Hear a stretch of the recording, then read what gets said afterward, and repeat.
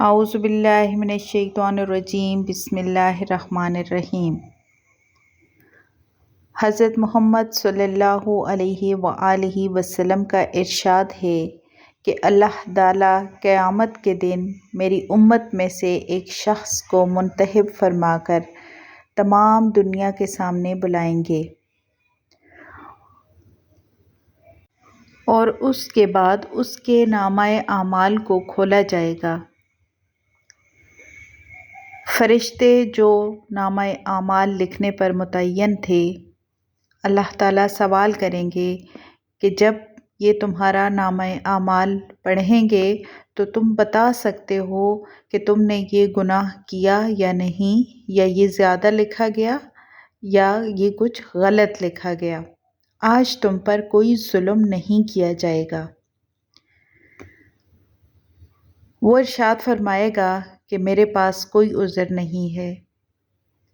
پھر اللہ تعالیٰ ارشاد فرمائیں گے کہ اچھا، تیری ایک نیکی ہمارے پاس ہے، آج تجھ پر کوئی ظلم نہیں کیا جائے گا۔ پھر ایک کاغذ کا پرزہ نکالا جائے گا جس پر اشہد ان لا الہ الا اللہ و اشہد ان محمدً عبدہ و رسولہ لکھا ہوگا۔ ارشاد فرمایا جائے گا کہ اس کو ترازو میں تولا جائے۔ اب وہ شخص کہے گا کہ میرے اتنے گناہوں کے بدلے میں یہ ایک پرزہ کیا کرے گا؟ لیکن جب اس پرزے کو تولا جائے گا اور ایک پلڑے میں اس کے گناہ رکھے جائیں گے اور ایک پلڑے میں وہ پرزہ رکھا جائے گا تو اس کا وزن ان کے مقابلے میں زیادہ ہوگا۔ کسی کو کیا معلوم کہ اللہ کے ہاں اس کا کون سا عمل مقبول ہو جائے جو اس کی نجات کے لیے کافی ہو۔ حدیث شریف میں ایک قصہ ہے کہ بنی اسرائیل میں دو آدمی تھے، ایک عابد تھا اور دوسرا گناہ گار۔ وہ پرہیزگار بندہ ہمیشہ گناہ گار کو ٹوکا کرتا تھا، جس پر وہ گناہ گار کہتا کہ مجھے میرے خدا پر چھوڑ۔ ایک دن اس عابد نے غصے میں آ کر کہہ دیا کہ خدا کی قسم تیری مغفرت کبھی نہیں ہوگی۔ اللہ تعالیٰ نے عالم ارواح میں دونوں کو جمع فرمایا اور گناہ گار کو اس لیے کہ وہ رحمت کا امیدوار تھا معاف فرما دیا، کیونکہ اس نے یہ کہا تھا کہ مجھے میرے اللہ پر چھوڑ دو۔ وہ اللہ کی رحمت کا امیدوار تھا، تو اس لیے اللہ تعالیٰ نے اس کو معاف فرما دیا، اور عابد کو جو کہ پرہیزگار بندہ تھا اس قسم کھانے کی پاداش میں عذاب کا حکم فرما دیا۔ اللہ تعالیٰ کفر و شرک کی مغفرت نہیں فرمائیں گے، اس کے علاوہ ہر گناہ کی جس کے لیے چاہیں گے مغفرت فرما دیں گے۔ اس لیے کسی کو یہ حق نہیں حاصل کہ وہ کسی کو بھی کہے کہ آپ کی مغفرت نہیں ہو سکتی۔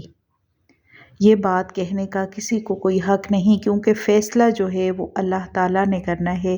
کون گناہ گار ہے، کون پرہیزگار ہے، اس کا فیصلہ صرف اللہ کی ذات ہی کر سکتی ہے۔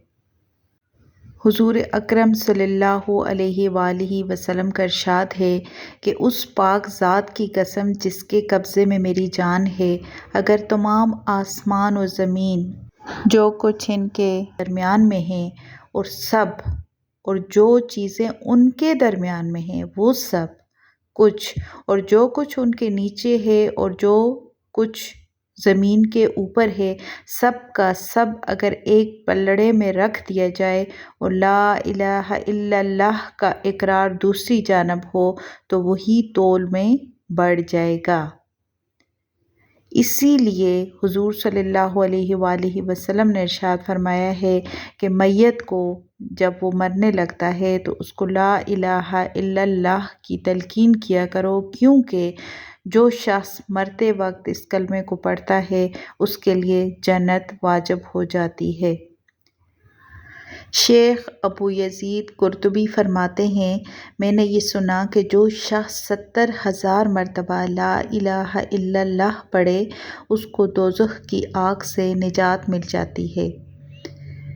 میں نے یہ سنا تو میں نے 70,000 کی تعداد اپنی بیوی کے لیے پڑھا اور بہت سارے تعداد میں پڑھ کر میں نے ان کو اپنے لیے ذخیرہ آخرت بنا لیا۔ میرے پاس ایک نوجوان رہتا تھا جس کے متعلق یہ مشہور تھا کہ وہ صاحب کشف ہے۔ جنت اور دوزخ کا اس کو کشف ہوتا ہے۔ مجھے اس کی صحت میں کچھ تردد تھا، مطلب وہ یہ کہ ان کو تھوڑا سا لگتا تھا کہ شاید یہ غلط بھی ہو سکتا ہے۔ ایک مرتبہ وہ نوجوان ہمارے ساتھ کھانے میں شریک تھا کہ دفعتاً اس نے ایک دم سے چیخ ماری اور اس کا سانس پھولنے لگا اور کہا کہ میری ماں دوزخ میں جل رہی ہے۔ اس کی حالت مجھے نظر آئی تو اسی وجہ سے اس نے چیخ ماری۔ قرطبی کہتے ہیں کہ میں اس کی گھبراہٹ دیکھ رہا تھا، مجھے خیال آیا کہ ایک نصاب اس کی ماں کو بخش دوں کہ جو میں نے لا الہ الا اللہ پڑھا تھا اور میں نے اپنے لیے ذخیرہ آخرت کیا تھا، اس میں سے میں نے ایک حصہ جو ہے وہ اس کی ماں کو بخش دیا، جس سے اس کی سچائی کا بھی مجھے تجربہ ہو جائے گا کہ مجھے پتہ چل جائے گا کہ وہ شخص ٹھیک ہے کہ نہیں۔ چنانچہ میں نے ایک نصاب 70,000 کا ان نصابوں میں سے جو میں نے اپنے لیے پڑھے تھے اس کی ماں کو بخش دیا، اور میں نے اپنے دل میں چپکے ہی سے بخشا تھا۔ میرے اس پڑھنے کی خبر صرف اللہ کے سوا کسی کو نہ تھی، مگر وہ نوجوان فوراً کہنے لگا کہ چچا، میری ماں دوزخ کے عذاب سے ہٹا دی گئی۔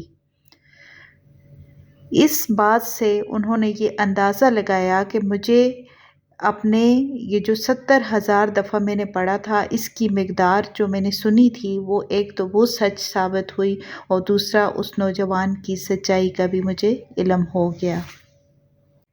اس کلمے کی اہمیت سے تو کسی کو بھی کوئی انکار نہیں، کیونکہ یہی پڑھنے سے اسلام اور کفر کو یہ ظاہر کرتا ہے کہ کون مسلم ہے اور کون غیر مسلم ہے۔